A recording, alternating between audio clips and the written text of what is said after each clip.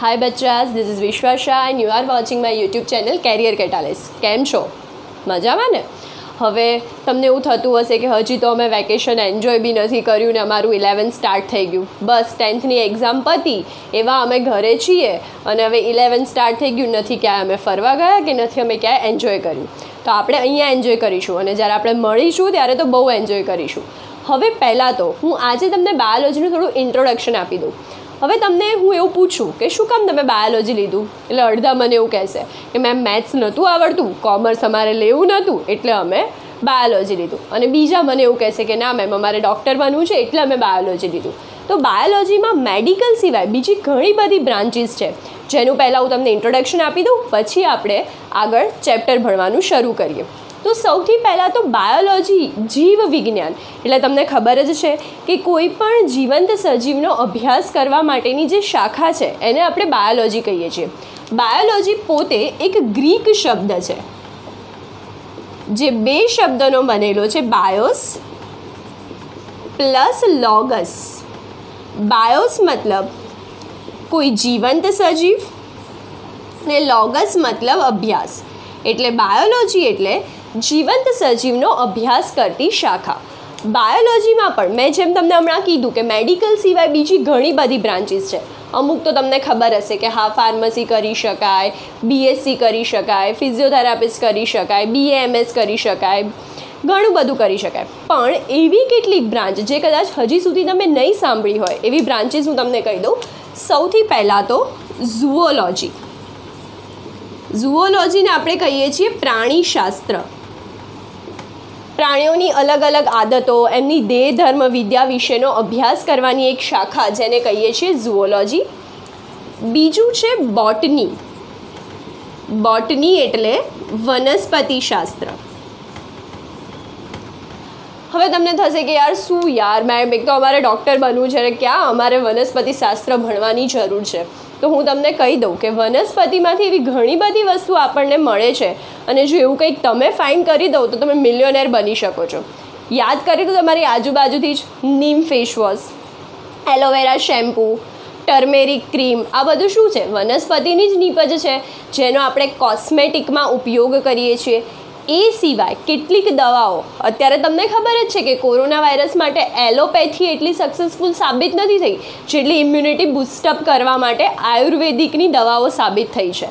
મતલબ એવી ઘણી બધી દવાઓ છે કે જે વનસ્પતિમાંથી મેળવવામાં આવે છે જેનો ઉપયોગ કોઈ રોગ સામે 100% સક્સેસફુલ પુરવાર થયો છે. તો તમે એવી કોઈ ડ્રગ પણ ઇન્વેન્ટ કરી શકો. Third, biochemistry. Beautiful branch of biology. હવે તમને ખબર છે કે બે વર્ડનું કોમ્બિનેશન છે, બાયો અને કેમિસ્ટ્રી. કેમિસ્ટ્રી પણ કોનું? કોઈ જીવંત સજીવના શરીરની અંદરનું. આપણા શરીરમાં આપણે ખોરાક ખાઈએ પછી શું થાય છે, કેવી રીતે ગણાપસૂત્રમાંથી ATP બને છે. તમે ક્યારે વિચાર્યું છે? તમને માથું તો દુખ્યું જ હશે અને તમે ક્રોસિન કે લીધી પણ હશે.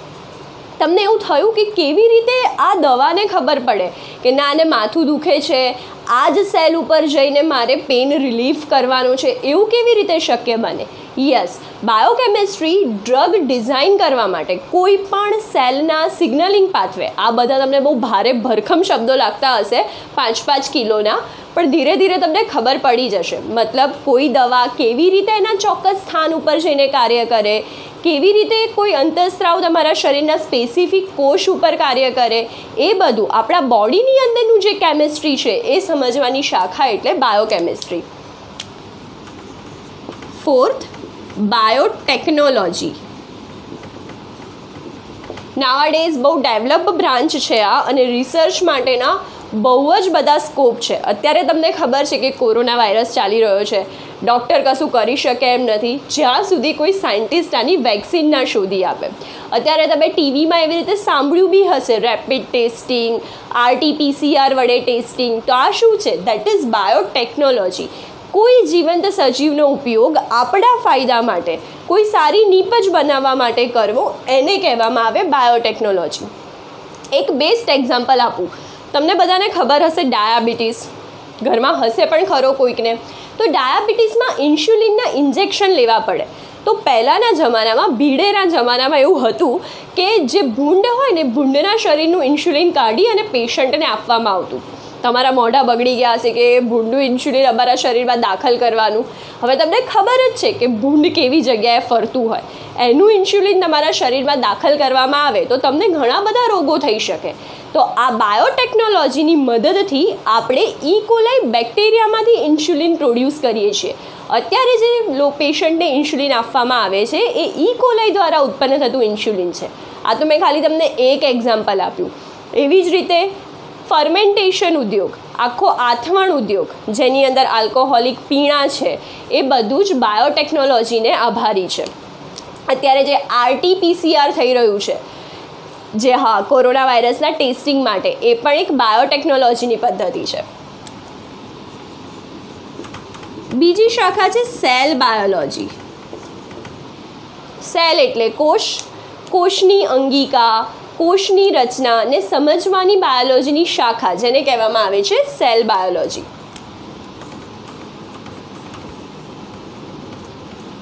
બીજી એક શાખા છે ઇમ્યુનોલોજી. ઇમ્યુનોલોજીને આપણે કહીશું રોગ પ્રતિકારકતા.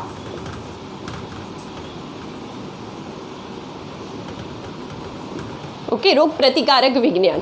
ઇમ્યુનોલોજી એટલે અત્યારે બહુ સાંભળ્યું હશે તમે, ઇમ્યુનિટી બૂસ્ટ કરો. આપણા શરીરમાં જ્યારે કોઈ બહારથી અણુ દાખલ થાય, એ પછી ધૂળ હોય, કોઈ પરાગરજ હોય, કોઈ બેક્ટેરિયા હોય કે કોઈ વાયરસ હોય, આપણું શરીર એ સમજી શકે કે આ અમારા શરીરનો કોષ નથી, આ પાર્ટી કોક બહારથી આવેલી છે, તો આપણું શરીર એનો નાશ કરવાનો પ્રયત્ન કરે. એને આપણે આ જે આખી શાખા છે કે આપણે બહારથી જે પણ પાર્ટિકલ આવ્યા હોય એને આપણે કહીશું એન્ટીજન, કે જે બહારથી આવેલા છે, અને આપણું શરીર એની સામે એન્ટીબોડી બનાવીને આપણા શરીરને રક્ષણ આપે. અત્યારે તમે એ પણ સાંભળ્યું હશે કે કોરોના વાયરસ માટે એવા કોઈ સ્પેસિફિક એન્ટીબોડી બની નથી રહ્યા, જેને કારણે આપણે વેક્સિન વિકસાવી શક્યા નથી. તો આ ઇમ્યુનોલોજી આવી કોઈ વેક્સિન ડેવલપ કરવા માટે ખૂબ મહત્ત્વની શાખા છે. ઓકે, પછી છે માઇક્રોબાયોલોજી. માઇક્રો એટલે ખૂબ જ નાના સૂક્ષ્મ જીવ કે જે તમે નરી આંખે જોઈ શકતા નથી, એવા બેક્ટેરિયા, એવી ફૂગ, એનો અભ્યાસ કે જે સજીવો નરી આંખે નથી દેખાતા, એનો અભ્યાસ જે શાખામાં કરવામાં આવે એને કહેવામાં આવે માઇક્રોબાયોલોજી. હવે તમને થશે કે એક તો આ દેખાતા છે નહીં, એનો અભ્યાસ કરીને અમે શું કરીશું? અત્યારે તો તમે એવું બોલી જ ના શકો, જે વાયરસ નથી દેખાતો એને કેટલી તબાહી મચાઈ છે એ ખબર જ છે તમને. એટલે આ જે માઇક્રો ઓર્ગેનિઝમ છે એ આપણા માટે ફાયદાકારક પણ એટલા છે અને નુકસાનકારક પણ એટલા છે. ફાયદાકારક કઈ રીતે? તો પહેલાં દૂધમાંથી દહીં બનાવવા બેક્ટેરિયા જોઈએ, પીઝાના રોટલા એ બનાવવા માટે ઈસ્ટ જોઈએ, બ્રેડ પાઉં વગેરે બનાવવા માટે ઈસ્ટ જોઈએ, એન્ટીબાયોટિક એ બનાવવા માટે પણ બેક્ટેરિયા જોઈએ. એટલે તમે એવી કોઈ નવી એન્ટીબાયોટિક ડિઝાઇન પણ કરી શકો કોઈ ચોક્કસ રોગ માટે. અત્યારે તો એક જ ચાલે છે, કોરોનાની વેક્સિન તમે બનાવી દીધી એટલે પૂરું, તમે મિલિયોનેર થઈ જશો. પછી છે ઇવોલ્યુશન,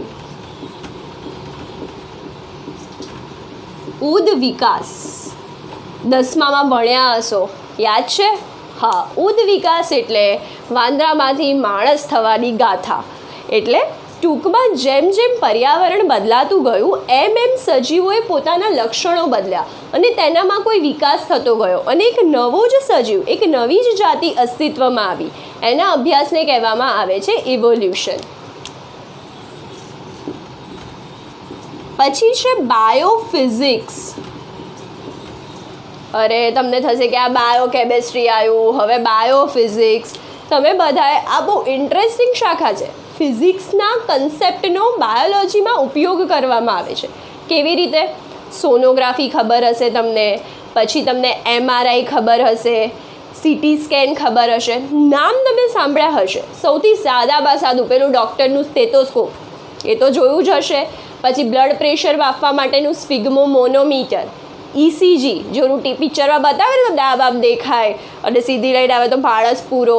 તો આ બધા ઇન્સ્ટ્રુમેન્ટ ડેવલપ કરતી શાખા એટલે બાયોફિઝિક્સ. ઓકે, પછી છે એન્વાયરમેન્ટલ બાયોલોજી.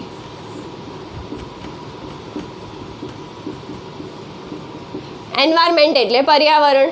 પર્યાવરણમાં કેવી રીતે આપણે જીવંત સજીવોનો ઉપયોગ કરીને એને બચાવી શકીએ એ શાખા એટલે એન્વાયરમેન્ટલ બાયોલોજી. પિરાણાનો મોટો પહાડ તો જોયો જ છે તમે.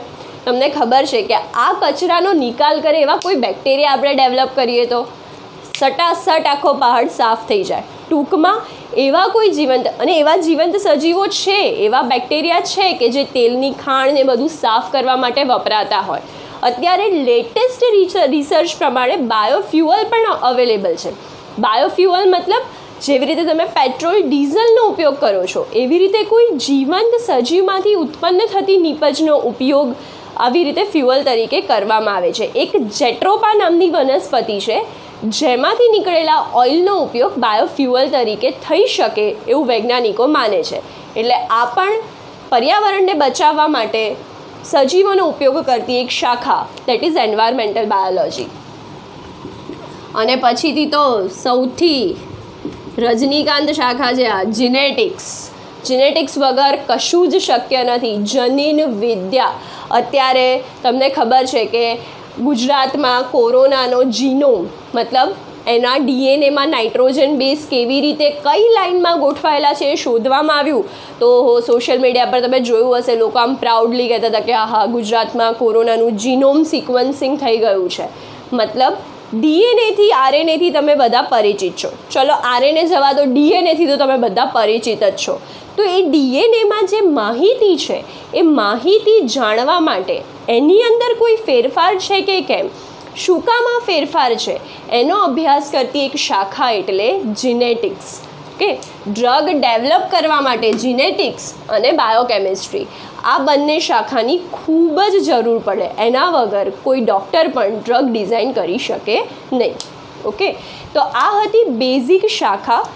આટલી જ મેં તમને કીધી છે. આનાથી તો ઘણી બધી બીજી શાખાઓ છે, જેમ કે એગ્રીકલ્ચર બાયોલોજી, ખેત ઉત્પાદનનો વધારો કરવા માટે કેવી રીતે આપણે જીવંત સજીવોનો ઉપયોગ કરીએ છીએ, ડેરી ટેકનોલોજી, દૂધ ઉત્પાદનો એમાં વધારો કરવા માટે કેવી રીતે બાયોલોજીનો ઉપયોગ કરવામાં આવે છે, કેવી રીતે જીવંત સજીવોમાં વાપરવામાં આવે છે.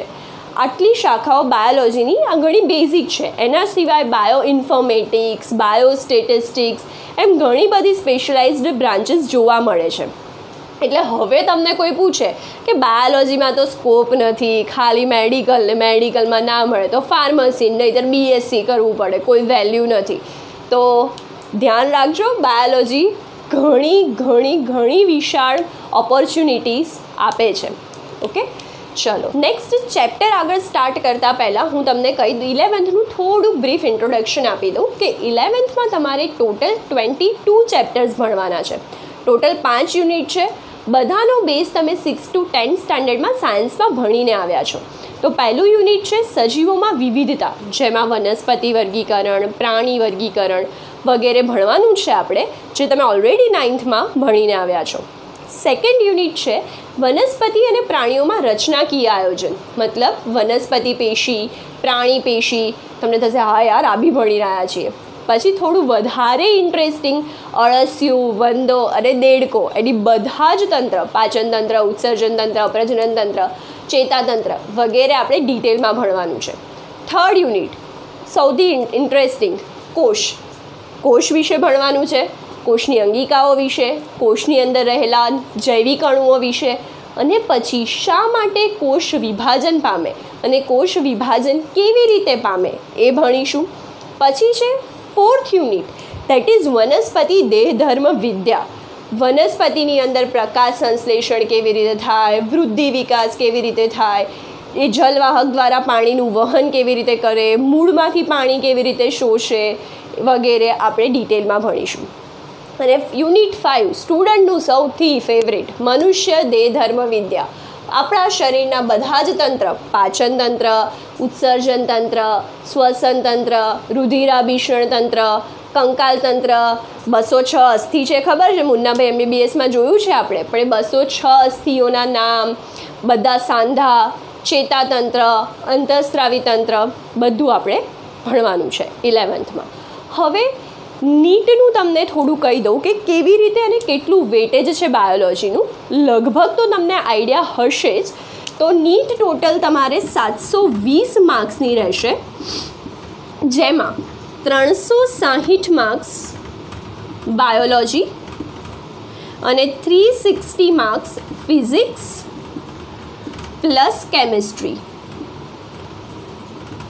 ઓકે, 360માંથી 180 આવી રીતે ડિવાઈડ થશે. 180 for zoology and 180 for botany. Okay, હવે ઝૂઓલોજી બોટની તો તમને ખબર જ છે ને. ટોટલ તમારે હશે 90 MCQ. એક MCQના 4 માર્ક, અને જો નેગેટિવ માર્કિંગ 25%, એટલે MCQ ખોટો પડ્યો તો તમારા સીધા 5 માર્ક્સ કટ. ઓકે, ચલો હવે આગળ આપણે કોષ વિશે થોડું ડિટેલમાં ભણીએ. ચલો, તો આજે આપણે યુનિટ 3 ચેપ્ટર 8 કોષ સ્ટાર્ટ કરવાના છીએ, જેનાથી તમે થોડા ઘણા ફેમિલિયર છો. ઓકે, ચાલો.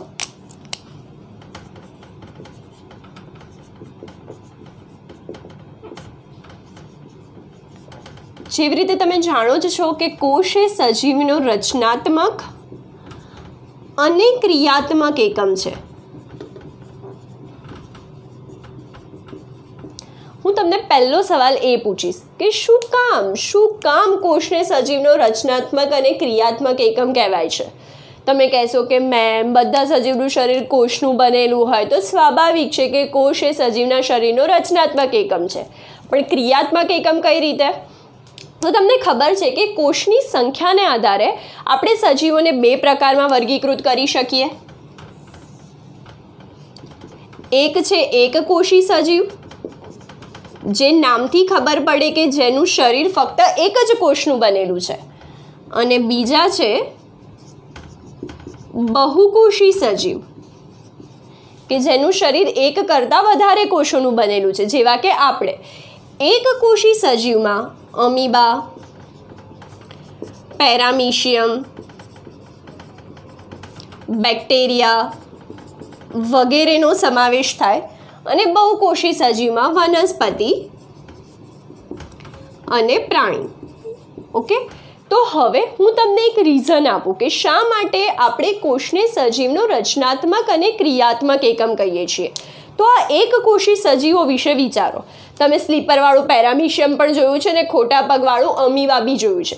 હવે હું તમને પૂછું, એના જવાબ આપો કે એકકોષી સજીવ પ્રજનન કરે? તમે કહેશો હા. ખોરાક ગ્રહણ કરે? તમે કહેશો હા. ઉત્સર્જન કરે? હા. ટૂંકમાં એ જીવન, ભલે એની પાસે એક જ કોષ છે, પણ જીવન જીવવા માટે જેટલી પ્રક્રિયા જરૂરી છે એ બધી જ પ્રક્રિયા એ દર્શાવે છે.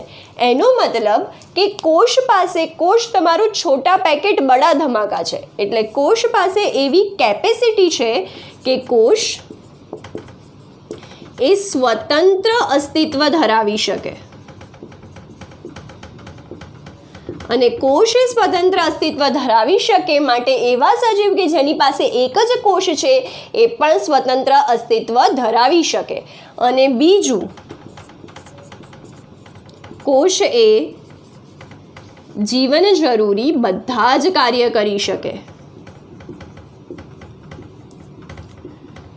જેવા કે ખોરાક ગ્રહણ, પાચન, ઉત્સર્જન, પ્રજનન વગેરે. માટે આપણે કોષને રચનાત્મક અને ક્રિયાત્મક એકમ કહીએ છીએ. ઓકે, અત્યાર સુધી તમે 10thમાં હતા અને તમને એવું પૂછે કે કોષ શા માટે રચનાત્મક અને ક્રિયાત્મક એકમ છે, તો તમે કહો કે હવે સ્વાભાવિક છે કે બધા સજીવો કોષના બનેલા હોય તો એ રચનાત્મક એકમ છે. પણ હવે તમે બાયોલોજી 11th સ્ટાન્ડર્ડમાં આવી ગયા તો હવે જીવ વિજ્ઞાનની દ્રષ્ટિએ બાયોલોજીકલ આન્સર એ છે કે કોષ એ સ્વતંત્ર અસ્તિત્વ ધરાવી શકે અને કોષ એ જીવન જરૂરી બધા જ કાર્ય કરી શકે. હવે બીજી એક વસ્તુ કે આ કોષ છે, હું તમને કહું કે તમારી મરજી, બસ તમારા કોષમાંથી જે અંગિકા કાઢવી હોય તમે કાઢી લો. તો કોક એવું કહેશે કે સારું હું કોષમાંથી રિબોઝોમ કાઢી લઉં, કોઈ કહે છે ના હું કોષમાંથી કોષ કેન્દ્ર કાઢી લઉં, કોઈ કે ના હું કોષમાંથી કર્ણકસૂત્ર કાઢી લઉં. કોષમાંથી તમે કોઈ પણ અંગિકા કાઢી નાખશો તો કોષ એ અસ્તિત્વ ધરાવશે નહીં. મતલબ કોષને એની બધી અંગિકા એનું કાર્ય કરવા માટે જરૂરી છે, તો કોષમાંથી એક પણ અંગિકા બાદ કરતાં એનું સ્વતંત્ર અસ્તિત્વ રહી શકશે નહીં. એ એક વસ્તુ યાદ રાખવાની છે કે કોષમાંથી કોઈ એક પણ અંગિકા બાદ કરતાં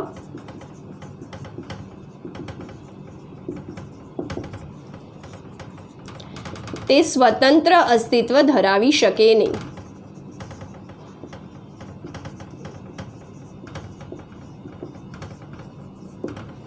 ઓકે, ક્લિયર?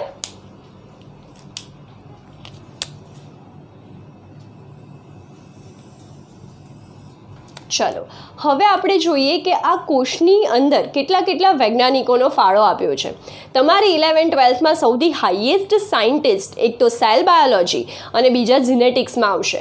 અને બીજી વસ્તુ કે નીટમાં કોષના એટલીસ્ટ 8થી 9 ક્વેશ્ચન પૂછાય છે, એટલે તમે આને ઇગ્નોર ના કરી શકો. અને એક ક્વેશ્ચન વૈજ્ઞાનિકનો હોય જ.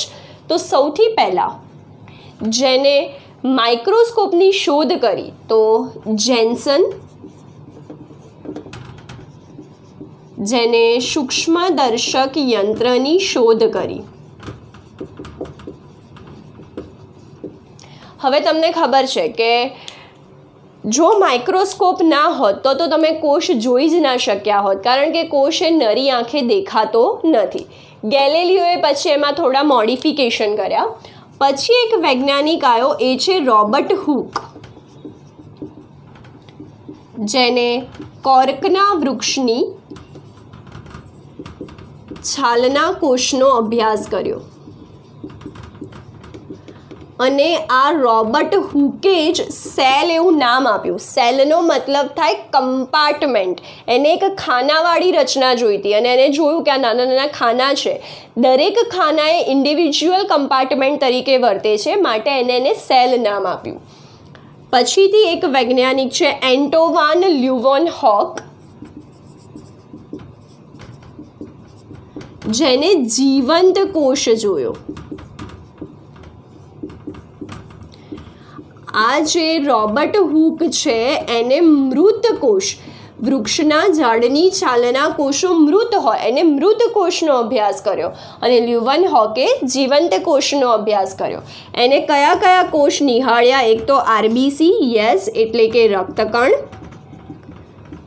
શુક્રકોષ જેવા કોષોનો અભ્યાસ કર્યો. પછીથી રોબર્ટ બ્રાઉન, આ યાદ રાખજો, હુકે કોષનો અભ્યાસ કર્યો અને રોબર્ટ બ્રાઉને કોષ કેન્દ્રનો અભ્યાસ કર્યો. રોબર્ટ બ્રાઉને ઓર્કિડના મૂળના કોષોમાં કોષ કેન્દ્રનો અભ્યાસ કર્યો.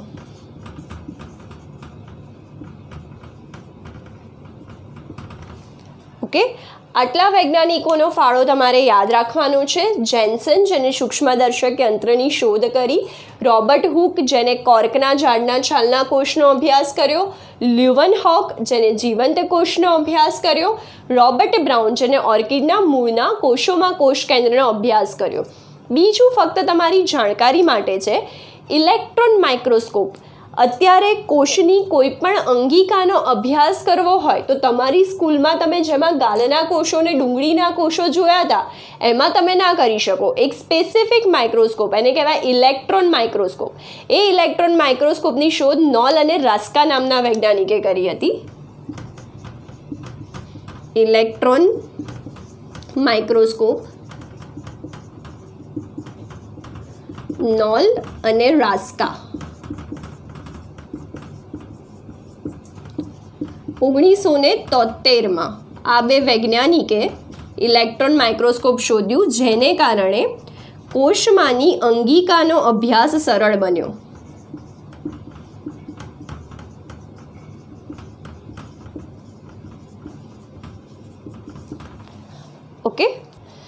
ઓકે, ચલો આપણે જોઈએ હવે નવો ટોપિક, એ છે કોષવાદ.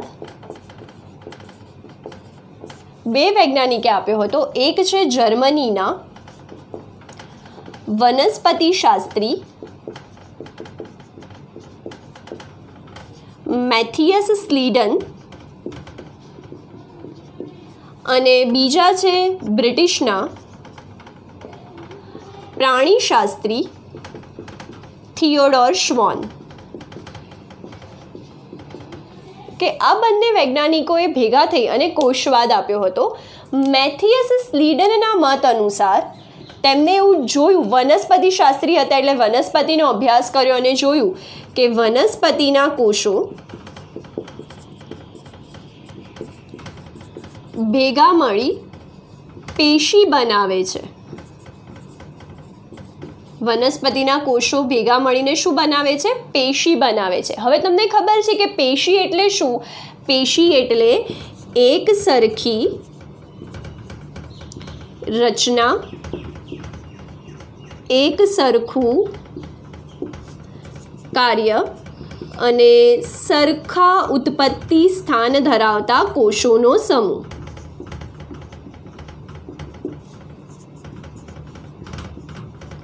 જેને કહેવામાં આવે છે પેશી. સમજ્યા? ઓકે.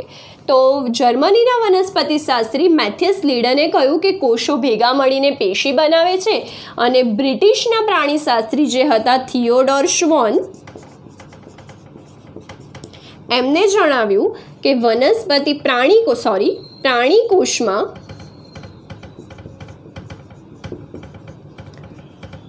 બહારની બાજુ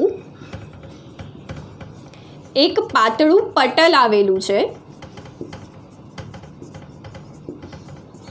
જેને કોષરસ સ્તર કહે છે. જેને શું કહે છે? કોષરસ સ્તર કહે છે. અને એને એ પણ નોંધ્યું કે વનસ્પતિ કોષોમાં એક વિશિષ્ટ રચના આવેલી છે, જેને આપણે કોષ દિવાલ કહીએ છીએ, જેનો પ્રાણી કોષમાં અભાવ હોય છે. અને બીજું એ પણ કીધું કે વનસ્પતિમાં કોષ દિવાલ હાજર છે, જેનો પ્રાણી કોષમાં અભાવ હોય છે. આ બંને વૈજ્ઞાનિકોએ ભેગા થઈ અને બે મુદ્દા આપ્યા કોષવાદના. પહેલો મુદ્દો કે બધા જ સજીવનો રચનાત્મક અને ક્રિયાત્મક એકમ કોષ છે. બધા જ સજીવનો શું છે બેટા? રચનાત્મક અને ક્રિયાત્મક એકમ કોષ છે. બીજો મુદ્દો કે બધા જ સજીવ કોષો અને તેની નીપજના બનેલા છે.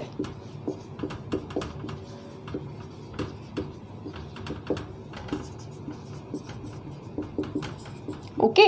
પણ આ બંને વૈજ્ઞાનિકોનો જે કોષવાદ હતો એ એક ખામી હતી એનામાં. એ કોષોનું સર્જન સમજાવી શકતો ન હતો કે નવા કોષો કેવી રીતે બને છે. પછી એક વૈજ્ઞાનિક આવ્યો રુડોલ્ફ વિર્શો, જેને હું દર્શાવ્યું ઓમ્નિસ સેલ્યુલા એ સેલ્યુલા.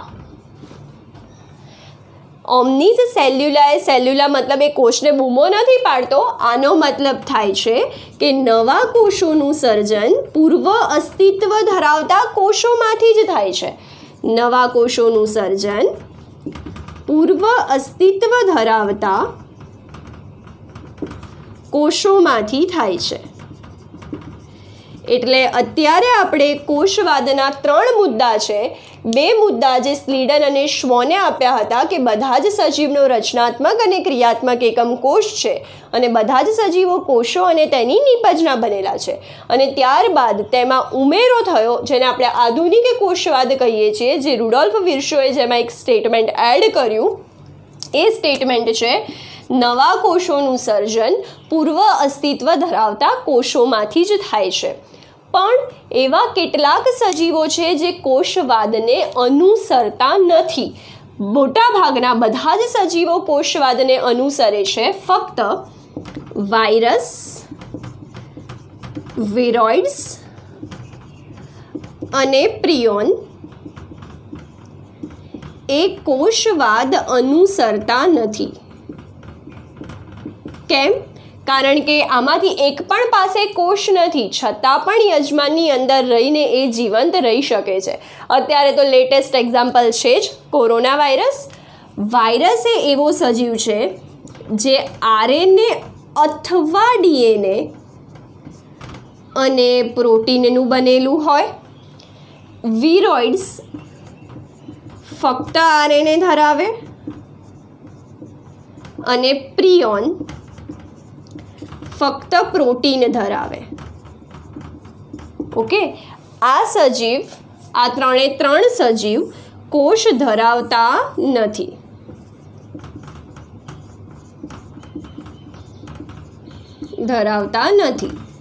છતાં યજમાનમાં સક્રિય રહી શકે છે.